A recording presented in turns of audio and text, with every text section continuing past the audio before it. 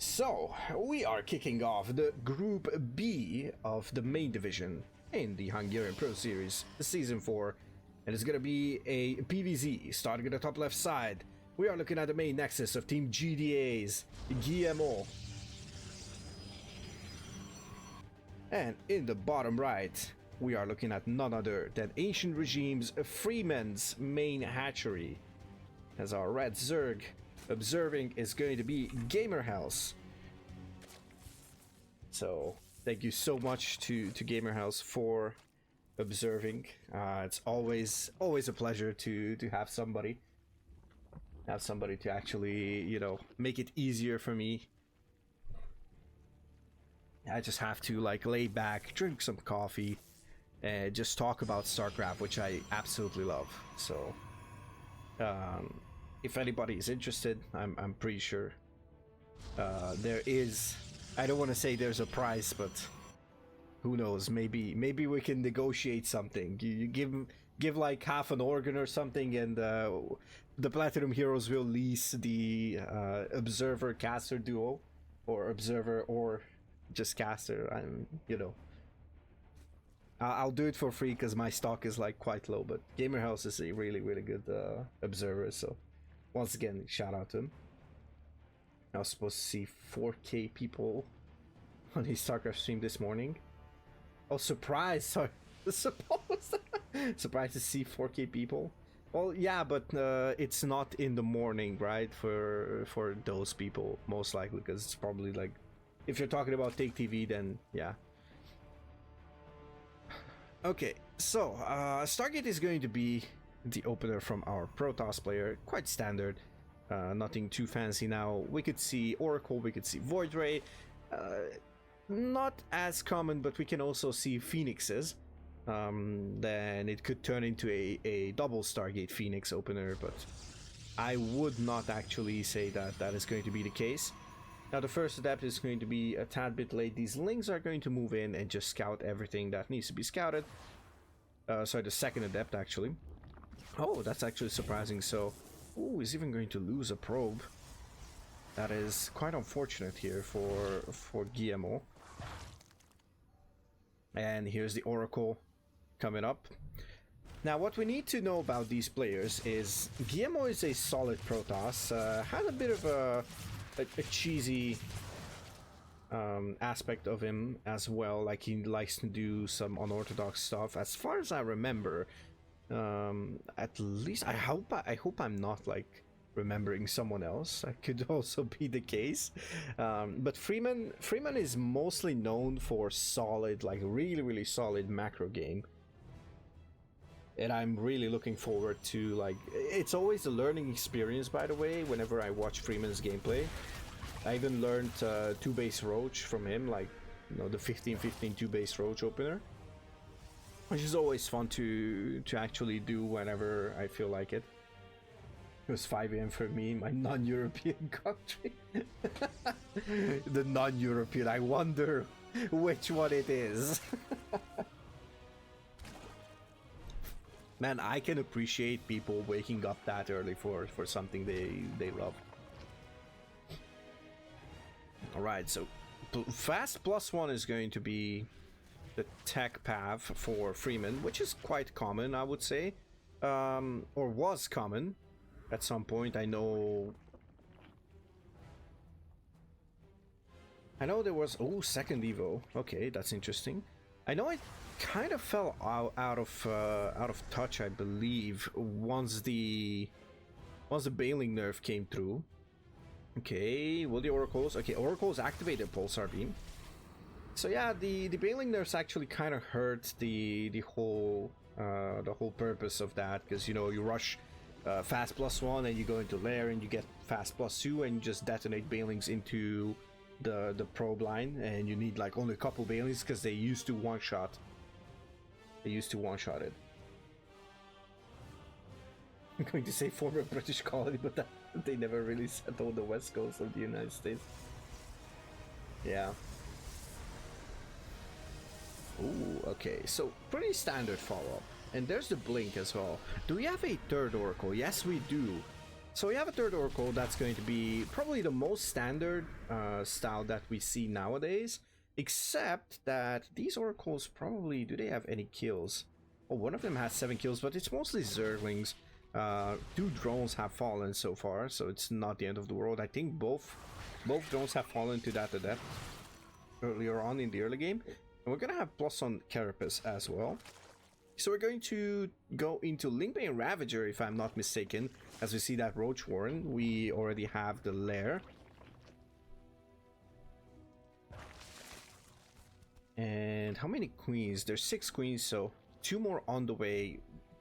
Will Freeman go up to 10 queens? That is a interesting question. There's that +2 that we've been talking about, and the road speed. And now there's the Bailing Nest, so at least now I'm actually getting a sort of information on how they usually do these things. What is the order? I think there's an Overseer that's scouting the main of the Protoss, and it's about to go down. Yeah. Oh, that's a real Phoenix, by the way. And there's only a single one. What does Freeman see? Freeman sees everything. What does Guillemot see? Guillemot doesn't really see anything. Doesn't know about the lair. Doesn't know about a lot of things. By the way, don't worry about it, gamer. It works kind of interestingly, where you just have to, the caster has to manually look into the vision, like whoever is streaming it. So it's kind of annoying. It would be nice to actually use the vision if they like switch to someone else's vision, whoever like observes. Okay, a couple Lings will actually force a deny on that 4th, and quite a lot of Overlords are falling here on the side of Freeman. There's a couple of Roaches morphing those Ravagers. Now there are of course stasis traps, that is quite common, and there's a charge follow-up. We already have the +1 ground attack, and we have +1 armor, which is quite interesting. Honestly, if there's anything that they usually do, I would say it's shields, due to those Archons being present in the late game, or mid to late game. Because eventually you'll go into Storm, most likely, or at least a Templar Archives, or maybe even Dark Shrine, and you'll morph some Archons, because Archons are too good to actually not have them, in my opinion. +2 is going to finish quite fast. A single queen gets trapped. Now the Stalkers blink forward. Nice transfuses, keeping that queen alive for as long as possible. +2 has finished here for those Lings, and those Lings trying to get us around so the Ravagers can't catch up. Let's see if there's going to be any bios. Oh, those Stalkers actually falling super fast. I'm thinking maybe the armor will be okay against those Lings, but you know, lots of attacks and only a few, only a bit of damage. So that could be nice to negate even more damage from those attacks. Just lowering that DPS, and there's the Hive at 9 minutes completed. That is a impeccable timing. So Freeman is going into Ultras, by the way, and crack for those Lings. And I would like to see the +3 as well on the side of Freeman. He has the money for it, so he just needs to start it.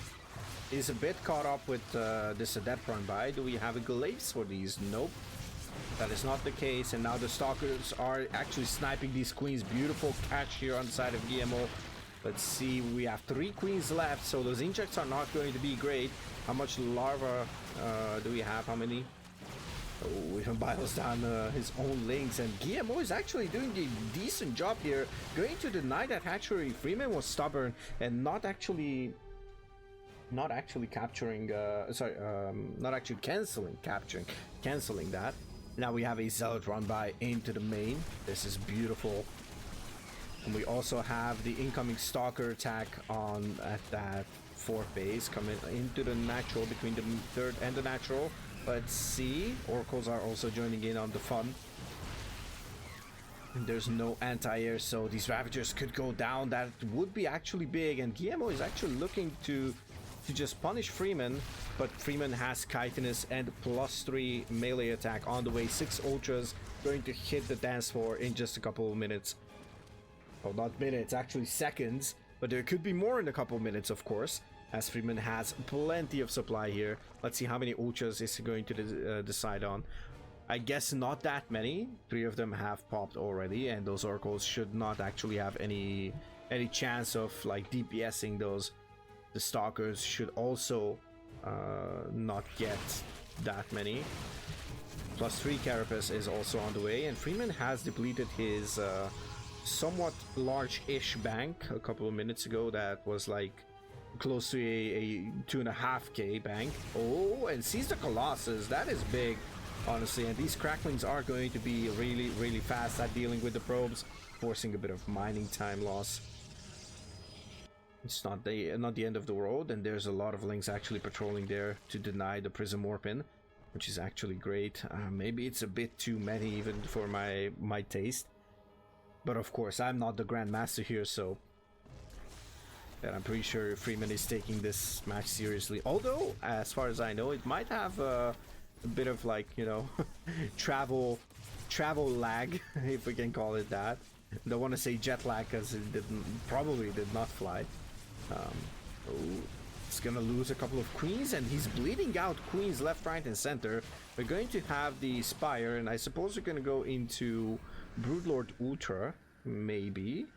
That would be one, and Corruptors, of course. We still have Corruptors. We have Vipers entering the battlefield. 3 beautiful Vipers just sucking the life out of these buildings and just gathering the energy to drop all those juicy spells. We have a battle here, and I think Freeman needs to be careful not to fight in this choke point. He needs to find one of these open areas. I wouldn't even mind if he would take down the rocks in the center, like the 3-4 formation of rocks, and Guillemot kind of has to like defend this as a side objective. And now let's see, is he going to try and move up? Okay, Freeman is aware of this army, and he knows how big this is, and oh my god, the oracles are actually locking onto those ultras, and look how tanky they are. The ultras are trying to actually get close, and now they will manage to do so. It's going to harpoon the Colossus. 2 Colossi actually fall. Both of them are destroyed. There's a third one, and it gets harpooned into the claws. The loving claws of those ultras. And now the ultras are going to march into this base, and cannons will not stand a chance. It's going to push through. +3 carapace has finished. We have +1 flyer upgrades, flyer attack upgrade on the way, and I would say, do we have Great Aspire? No, we don't, not yet. At least we're gonna have another Viper on the way. We still have, we're gonna keep that count of 3, and there's the Dark Shrine as well. A tad bit late, I would say, probably, because now those DTs might have to be worked in defensively. Okay, Oracles might just deplete the energy, but finally get an ultra for their troubles. There's 6 more. I don't think there's enough oracles. I think those are the oracles from the literally the entire game. I think those oracles never died because there was not enough like anti-air. 20 kills on one of them. Okay, those are definitely at least the one that I managed to click on. And there's that Phoenix, by the way. Oh no, there's a couple of changelings dropped here. And Guillemot is letting this Phoenix just feast on this Overseer. I wouldn't hate seeing like what do you call it? Pneumatized Carapace, the Overlord speed upgrade, just to make it a bit harder to deal with this. Zeratul is on a mission. Careful how you actually blow up that Baling. It's not gonna blow up the Baling. Oh, okay. Finally, there's vision. Now the Ultra is once again getting smacked around. Will they heal up that Ultra? Does he deserve to be healed up? I'm pretty sure it does. Those Ultras are tanky babies, tanky elephants, mammoths, as we used to call them back in Brood War.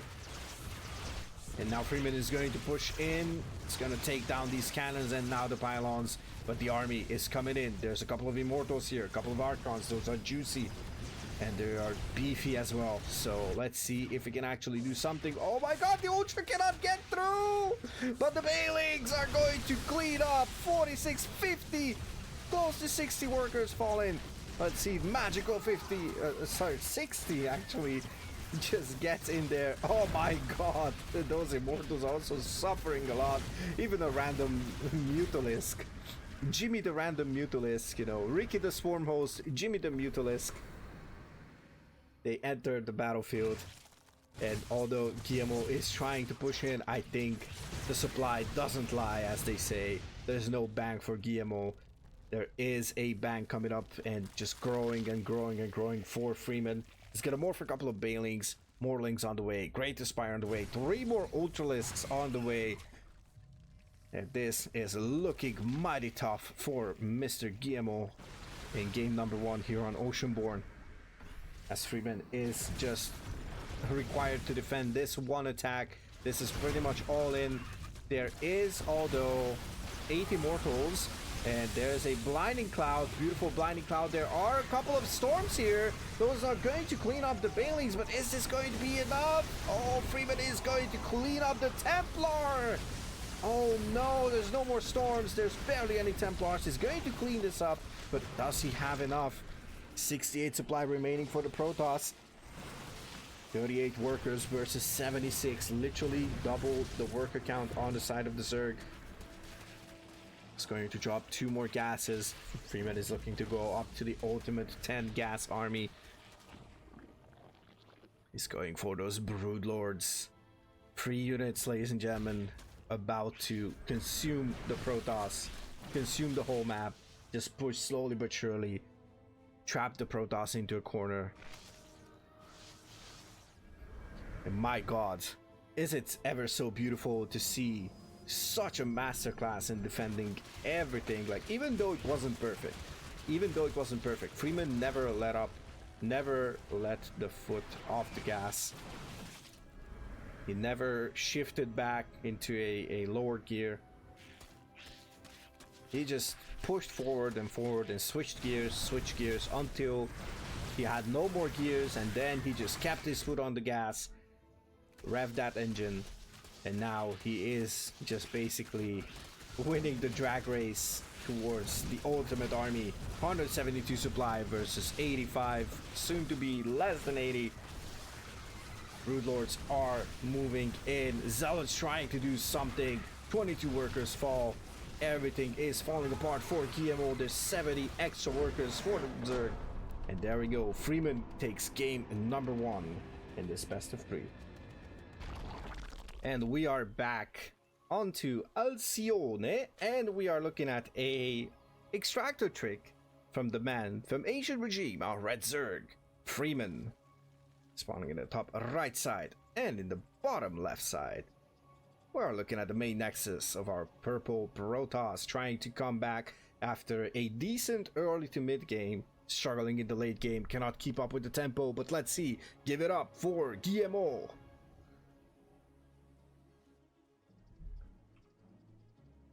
And we've seen that 15 hatchery opener quite a lot in pro play. Will delay the gas, will delay the speed, but it's going to make sure that it is not a hatch block that is going to happen. Guillemot trying to mineral harass a bit, and Freeman is just countering it quite nicely. Beautiful stuff here. You can already see, like, if it's selected, he spams the gather hotkey. Let's see the APMs of these players. Current APM, oh my god, look at that, into the 900s, almost 1,000 for Freeman. He was spamming the hell out of that, like rapid firing that gather hotkey. So the build is 15 hatchery, 15 overload, 15 spawning pool. You make 3 drones. The 3rd drone takes the gas. Then the next 2 drones are rallied to the natural, and only then the next 3 drones are rallied, not pulled into, rallied. Freeman, okay, never mind. Freeman actually opts to pull in. So he's gonna have his speed a bit faster, which is going to be potentially crucial. Maybe he's even planning to do some cheeky shenanigans over here. Maybe. We're gonna have our first adept coming up. So the best thing about this is going to be that you basically make like only like a single pair of lings. You get fast 4 queens, which is quite important. These 2 lings should fall. That 1 ling will also fall potentially. I think it will. Should be. Okay, it is targeted, and yes, that ling is going to fall. The Overlord is still over there, so it's scouting and everything. No issues whatsoever to speak of. We're going to have a Twilight Council. We have a second gateway, so the wall off is actually quite interesting on the side of Guillemot, because this map is like kind of wild. Interesting, we're mining with 2 and 3. I don't know if there's any significance. Maybe it should be 2-2. Usually that's the case, but we're gonna have glaives. And it's quite nice. Freeman is going to scout this, so it's going to manage to see everything that he needs to see. He's gonna know that this is a no Stargate opener, and he knows that whatever there is over here, I'm not sure if he managed to see that this is upgrading, because it's a bit more difficult to see it. Now the Roach Warren is going to be the standard response, even like 10-ish seconds earlier, but yeah, this is a mighty nice skill check. Oh, I think that's not like a wall, right? Yeah, it can actually pop out on that side as well. No worries there. For a moment I thought it's gonna be like that, some of those weird situations where it's like too close and it cannot pop out, but it's not the case. Let's see the timing of that glaives build. I'm also curious, do we have a pullback into gas? Also, oh, we have the 3rd and 4th gas, so this should be... Yes, we do. Okay, and this should be a Dark Templar follow-up, if I'm not mistaken, because I don't see a robo. I should see a robo. No, I feel like it's only 2 gate glaives. This is an interesting situation. 3 gate glaives? Do we have an extra pylon on the map? No, we don't. And this is not committed at all. This is weird. I feel like this is sort of something and nothing at the same time. Oh, and the double Stargate. Okay. Alright. Now we know what the actual follow-up is going to be. Potentially double Stargate Carrier, double Stargate Phoenix. We'll see. I would say carriers. Carriers would make more sense, I guess. Kalings are going to clean up that adept. Do we have any roaches? We have 7 roaches on the map, so those roaches could actually be used to pressure a bit.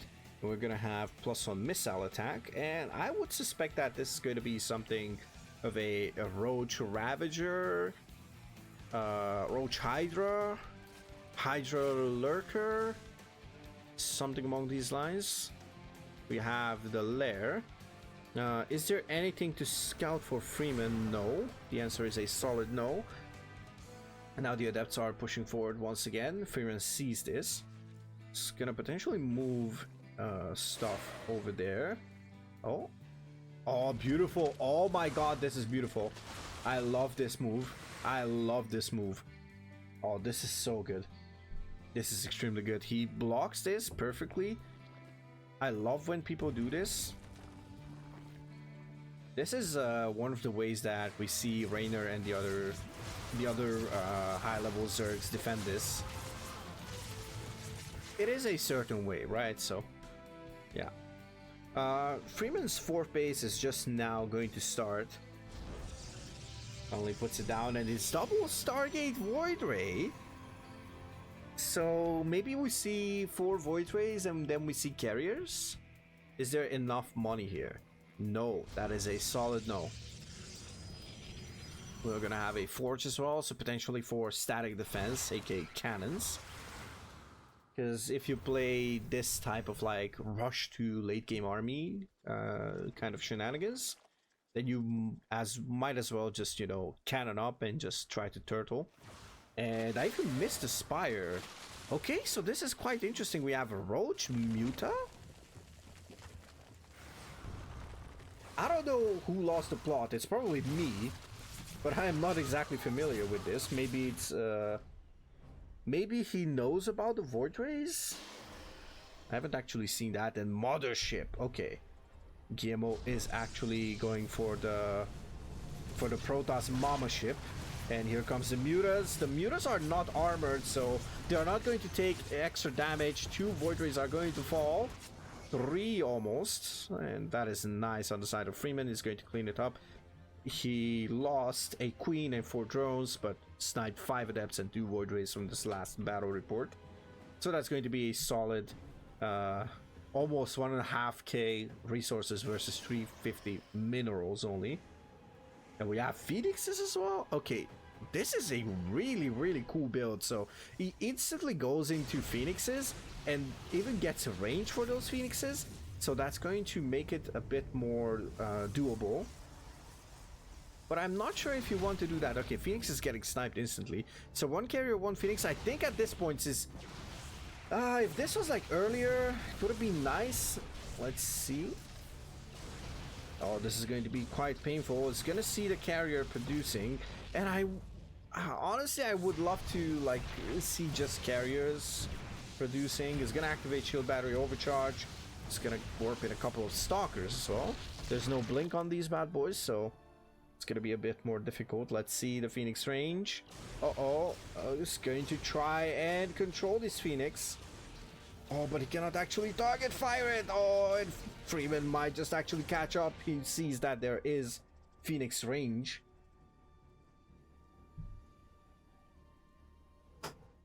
Let me just stop that vent, because holy hell.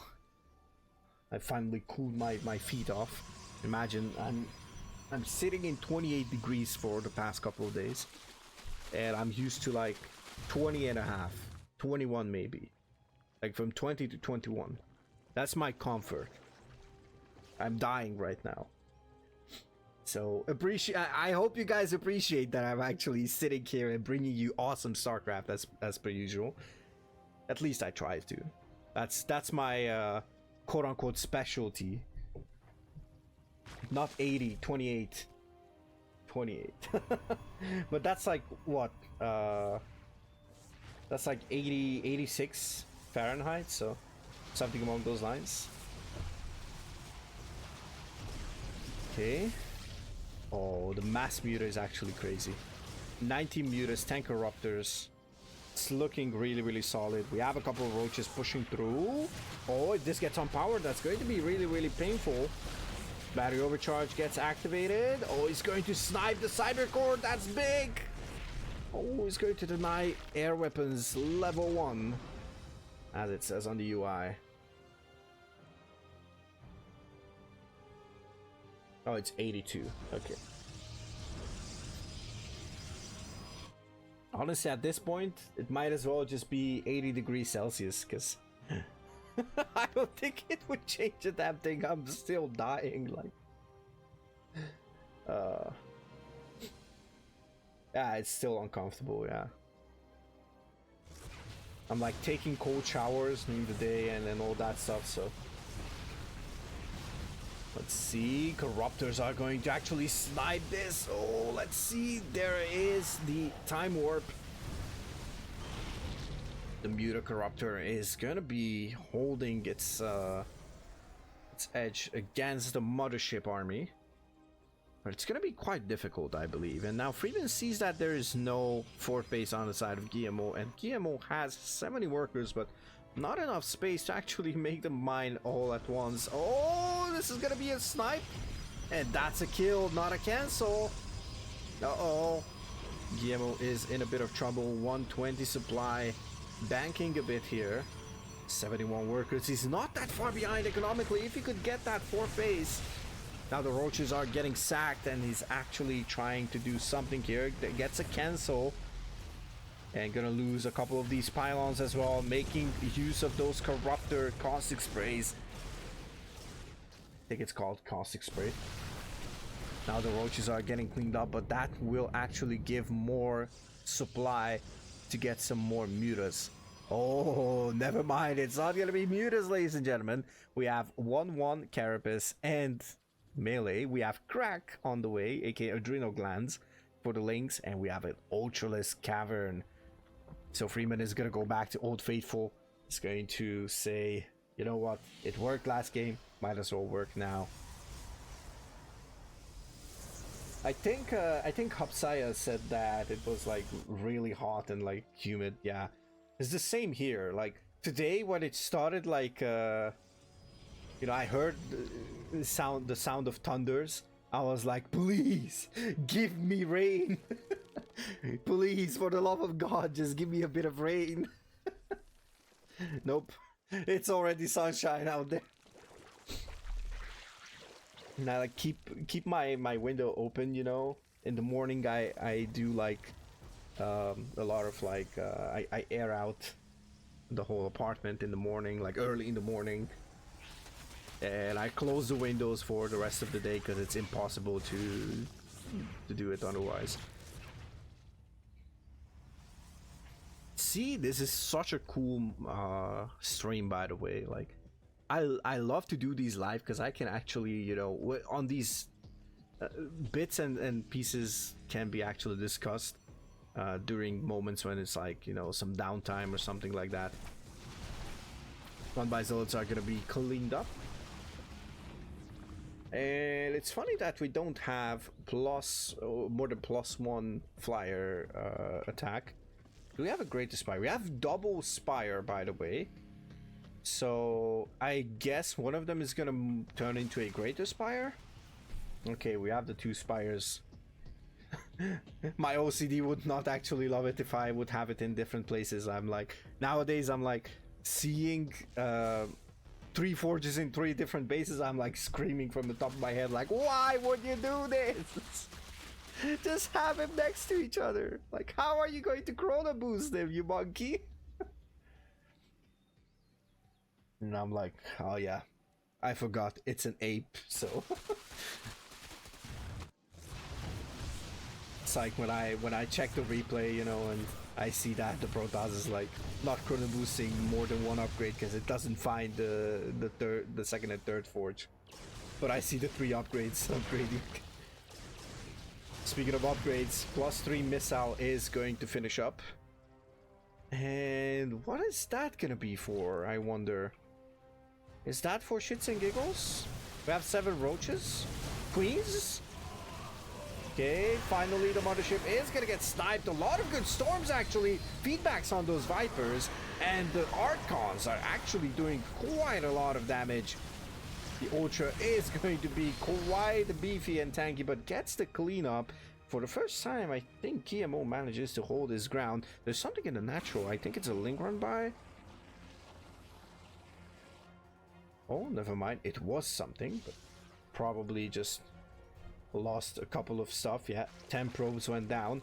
And this was a... this was actually really, really good. Oh, never mind. Oh, the Shift B battle report actually says resources destroyed. Okay, so the higher is better, I guess.